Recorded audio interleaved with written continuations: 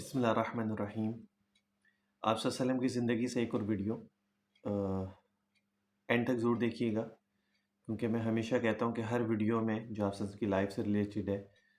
اس میں آپ کو کچھ نہ کچھ سیکھنے کو ضرور ملتا ہے، اور جو آپ کی لائف کے لیے، جو آپ کی زندگی کے لیے، جو ازواجی زندگی آپ کی اس کو گزارنے میں بہت زیادہ ہیلپ فل ہوتا ہے۔ اور اگر ویڈیو اچھی لگے تو شیئر بھی ضرور کر دیجیے گا اور لائک ضرور کر دیجیے گا۔ آج کا جو کانٹینٹ ہے جو آپ صلی اللہ علیہ وسلم کی زندگی سے ہے وہ ہے انداز کلام، یعنی آپ صلی اللہ علیہ وسلم کا بات کرنے کا انداز کیسا ہوتا تھا، ٹھیک ہے۔ آپ صلی اللہ علیہ وسلم ہر وقت جو ہے وہ آخرت کی فکر میں ہوتے تھے زیادہ تر، اور آپ زیادہ تر خاموش رہتے تھے، اور خاموشی بھی آپ کی طویل ہوتی تھی۔ آپ بہت زیادہ بات نہیں کرتے تھے، جس طرح پہلے ویڈیوز میں بھی گزر چکا ہے کہ آپ صلی اللہ علیہ وسلم زیادہ فضول باتوں میں نہیں کرتے تھے، اور زیادہ کلام بھی نہیں کرتے تھے، اور جب کرتے تھے تو ٹو دا پوائنٹ بات کرتے تھے، اور اتنی صاف بات کرتے تھے کہ اگلے انسان کو آرام سے وہ بات سمجھ میں آ جاتی تھی، اور مختصر بات کرتے تھے اور جامع بات کرتے تھے۔ ایسا نہیں کہ چھوٹی سی بات ہے لیکن اس کو اتنا لمبا کھینچ دیا کہ اگلا انسان جو ہے وہ تنگ ہو جائے، تو ایسا نہیں ہوتا تھا۔ یعنی جو بات ہے اسی سے ریلیٹڈ بات کی اور اس کو سمجھایا مختصر انداز میں، لیکن الفاظ کا چناؤ جو ہوتا تھا وہ آپ صلی اللہ علیہ وسلم کا بہت زیادہ امپورٹنٹ ہوتا تھا، یعنی کہ ایسے الفاظ استعمال کرتے تھے جو دوسرے انسان کے اوپر جلدی اثر کرتے تھے، ٹھیک ہے۔ تو اس لیے جو بھی انسان آپ کو ایک دفعہ دیکھتا یا آپ سے بات کرتا تو وہ آپ کا ہی ہو کے رہ جاتا تھا، جس طرح صحابہ کرام کی مثالیں آپ کے سامنے ہیں۔ یہ جو میں آپ کو باتیں بتا رہا ہوں اس کی روایت حسن ابن علی نے کیا ہے۔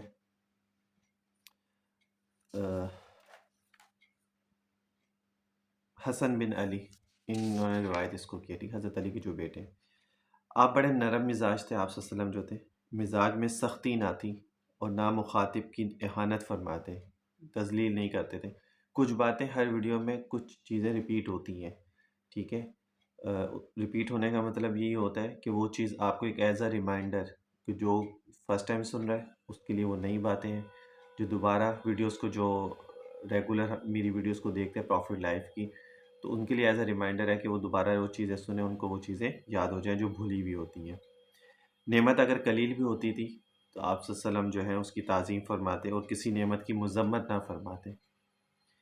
مگر کھانے کی چیز میں مذمت اور مدح دونوں نہ فرماتے تھے۔ مذمت اس لیے کہ وہ نعمت ہوتی تھی، اور مدح اس لیے کہ دوبارہ اس کو کھانے کا دل کرتا ہے۔ یعنی اگر آپ نے کہیں پر کوئی اچھی چیز کھا لی تو آپ صلی اللہ علیہ وسلم اس کی بہت زیادہ تعریف نہیں فرماتے تھے۔ زیادہ تعریف کریں گے تو دوبارہ اس کو کھانے کا دل چاہے گا،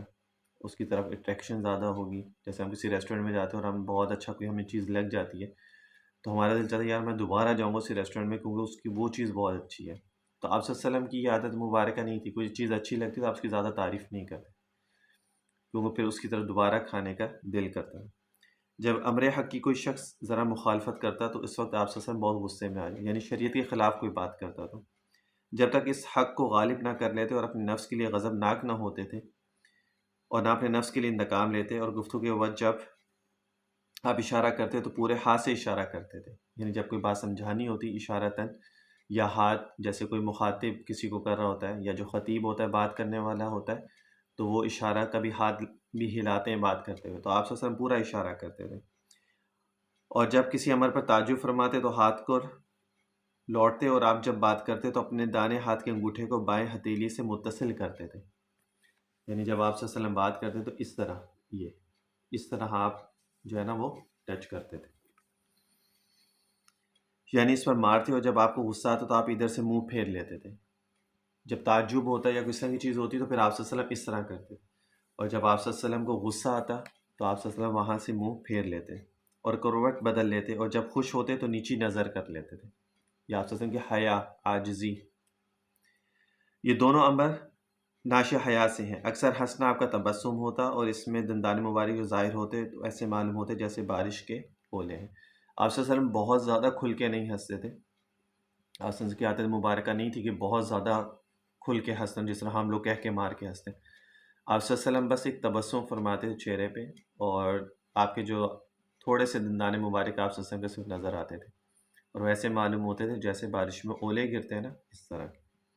حضور عرب کی سب زبانیں لغات جانتے تھے۔ معبد کہتی ہیں کہ آپ شیریں کلام اور واضح بیان تھے، یعنی جب بات کرتے تو آپ کی الفاظ میں مٹھاس ہوتی، اور جامع بات کرتے کہ ہر انسان کو سمجھ میں آتے تھے، نہ بہت کم گو تھے کہ ضروری بات میں بھی سکوت فرمائیں، اور نہ زیادہ گو تھے کہ غیر ضروری امور میں مشغول ہوں۔ ایسا بھی نہیں تھا کہ جہاں سمجھانے کی بات ہو وہاں پہ آپ مختصر بات کر دیں کہ اگلے انسان کو سمجھ میں نہ آئے، یا ایسا بھی نہیں تھا کہ جہاں پر مختصر بات کرنی اور آپ نے اتنی لمبی کر دی کہ اگلا انسان تنگ ہو جائے۔ آپ کی گفتگو ایسی تھی جیسے موتی کے دانے پرو دیے گئے ہوں، مینس کہ ٹو دا پوائنٹ آپ بات کرتے تھے، اس لیے جو بات سننے والا آپ کی ہوتا تھا تو وہ اریٹیٹ نہیں ہوتا تھا، اور وہ آپ کی طرف اور زیادہ مائل ہوتا تھا۔ کہ آپ صلی اللہ علیہ وسلم جب ایسے الفاظ استعمال کرتے ہیں، دیکھیں نا بہت سارے ایسے خطیب ہوتے ہیں، بیان کرنے والے ہوتے ہیں جو ایسے الفاظ استعمال کرتے ہیں کہ انسان اس کی طرف اٹریکٹ ہوتا ہے، وہ سننا ان کو پسند آ رہا ہوتا ہے، اور ان کو وہ ان کی تقریریں 1 گھنٹے کی بھی اگر وہ کرے تو ان کو اچھا لگ رہا تو وہ پورا بیان ان کا سن لیں۔ آپ صلی اللہ علیہ وسلم کا بھی یہی بات تھی، جب آپ صلی اللہ علیہ وسلم کوئی بات کرتے تھے تو ایسے الفاظ استعمال کرتے کہ اگلا انسان جہاں بیٹھا ہوتا وہ وہیں بیٹھا رہ جاتا سننے کے لیے۔ حضرت عائشہ فرماتی ہیں کہ حضور کی گفتگو تم لوگوں کی طرح لگاتار جلدی جلدی نہ ہوتی تھی، یعنی آپ سے جلدی جلدی بات نہیں کرتے تھے، بلکہ صاف صاف ہر مضمون دوسرے مضمون سے ممتاز ہوتا تھا، یعنی ایک بات کی تو دوسری بات اس سے اور اچھی آپ بیان کرتے تھے۔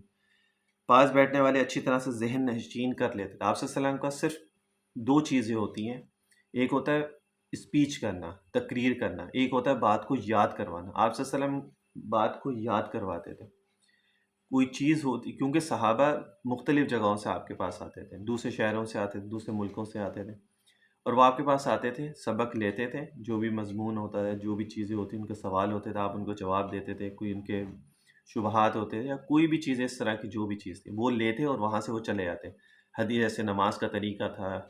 یا اسی طرح اور کوئی دوسری جو وحی کے ذریعہ اللہ تعالیٰ آپ کو میسج دیتے تھے، کوئی نیا حکم جاری ہوتا ہے، کچھ بھی ہوتا تھا تو صحابہ آپ کے پاس آتے تھے، وہ چیزیں لے کر وہاں سے چلے جاتے تھے، تو آپ کا کام تھا ان کو یاد کروا دیں، ان کو ذہن میں وہ چیز بیٹھ جائے، تاکہ یہ نہ ہو کہ وہ ابھی سنیں اور وہاں جو پہنچتے پہنچتے بھول جائیں۔ تو اس دور میں تو سفر ہی ایسا تو نہیں تھا کہ کوئی چیز بھول گئے تو دوبارہ آ گئے ٹیلی فون پہ پوچھ لیا کچھ ایسا۔ تو ایک ہوتی تقریر کرنا، اسپیچ کرنا کسی کو، ٹھیک ہے نا، تو وہ تو انسان کرتا ہے، لوگوں نے سنی اور چلو ختم ہوگی۔ لیکن ہمیشہ ایک بات یاد رکھیں، جب آپ کسی کو کوئی بات بتاتے ہیں یا سمجھاتے ہیں دین سے ریلیٹڈ اسپیشلی، تو کوشش کریں کہ ایسی بات کریں کہ اگلے انسان کو وہ چیز یاد ہو جائے، ایسی اس طریقے سے اس کو سمجھائیں۔ میرے نبی کا یہی طریقہ تھا کہ آپ جو مضمون چوز کرتے یا جو بات ان کو سمجھاتے ہیں کہ کوشش کرتے، یا جو باتیں ان کو بتاتے یا جو الفاظ آپ ان کے سامنے پیش کرتے،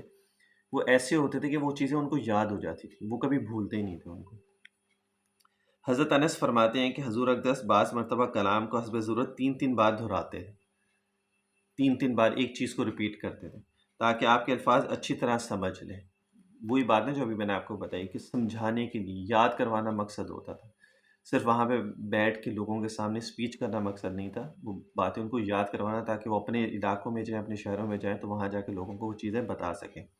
جس بات کا تفصیل سے ذکر کرنا تہذیب سے گرا ہوا ہوتا تو اس کو حضور کے نائے میں بیان فرماتے۔ اب بہت سارے ایسے مسائل ہوتے ہیں جس میں تھوڑی سی حیا ہوتی ہے، تو آپ صلی اللہ علیہ وسلم اس کو کنایاتاً اشارتاً اس کو بیان فرماتے تھے، ایسا نہیں ہوتا تھا کہ کھل کے بیان کر رہے ہیں، ٹھیک ہے نا۔ آپ صلی اللہ علیہ وسلم تو کسی کو آنکھ eyes face to face in کو نہیں، آئی کانٹینٹ جس کو ہم لوگ کہتے ہیں وہ نہیں کر پاتے تھے، اتنی حیا آپ صلی اللہ علیہ وسلم کے اندر تھی۔ تو جب کوئی ایسی چیز ہوتی تھی جو انسان کو بات کرتے ہوئے تھوڑی شرم ہو یا کچھ ہو تو آپ صلی اللہ علیہ وسلم اس کو اشارتاً بیان کرتے، لیکن وہ بھی ایسا ہوتا تھا کہ اگلے انسان کو بات سمجھ میں آ جاتی، ایسا نہیں کہ اشارہ بھی ایسا کیا کہ وہ اگلے انسان کو سمجھ میں نہ آئے، ایسا نہیں ہوتا تھا۔ بات کرتے ہوئے حضور مسکراتے اور نہایت خندہ پیشانی سے گفتگو فرماتے۔ یہ سارے انداز ہوتے ہیں بات کرنے کے۔ جب آپ کسی سے بات کرتے ہیں تو ایسے الفاظ بیان کریں، ایسی مضمون ہو، آپ کے چہرے پہ ایک مسکراہٹ سی ہو کہ اگلا انسان آپ کے چہرے کو دیکھتے ہی رہ جائے اور وہ بس پوری توجہ کنسنٹریشن کے ساتھ آپ کی بات کو سن رہا ہو۔ ایسا نہیں کہ انسان کی دھیان کہیں اور ہے، جو بات کرنے والا ہے اس کا بھی دھیان کہیں اور جا رہا ہے،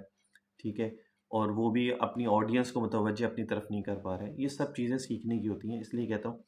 آپ صلی اللہ علیہ وسلم کی زندگی کو سیکھیں، ان کی زندگی کو پڑھیں، تو آپ لوگوں کو ایک چیز کا انداز کا پتہ چلے گا، کلام کیسے کرنا ہے، گفتگو کیسے کرنی ہے، کیسے مضمون جب کوئی بات ہو کسی کو سمجھانی ہے تو کیسے سمجھانی ہے، الفاظ کا چناؤ کیسے ہونا چاہیے، مختصر بات کیسے کریں، چہرے پہ امپریشن آپ کے کیسے ہونے چاہیے، یہ سب چیزیں آپ صلی اللہ علیہ وسلم نے کر کے دکھائی ہیں۔ آپ صلی اللہ علیہ وسلم کا واعظ فرمانے کا جو انداز ہوتا تھا، چلیں یہ کل کے ٹاپک میں انشاءاللہ تعالی ہم اس کو نیکسٹ میں کر لیں گے۔ تو ابھی صرف یہاں سے رکھتے ہیں کہ انداز کلام یعنی آپ صلی اللہ علیہ وسلم کا کلام کرنے کا انداز کیسا ہوتا تھا، تو وہ چیزیں میں نے آپ لوگوں کو بتائی ہیں. تو ہوپ فلی کہ آپ لوگوں کو سمجھ میں آیا ہوگا، اور کوشش کیا کریں کہ جو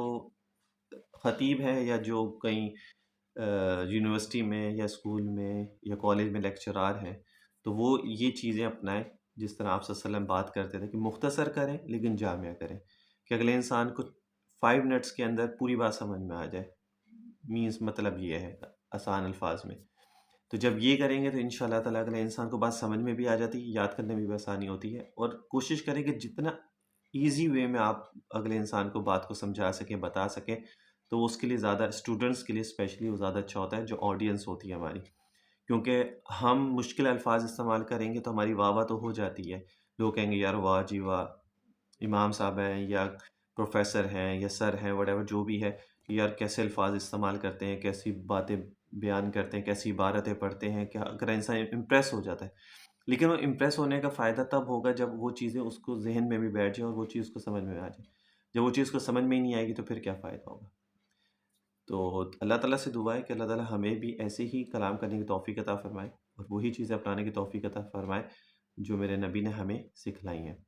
صلی اللہ علیہ وسلم تسلیما کثیرا کثیرا.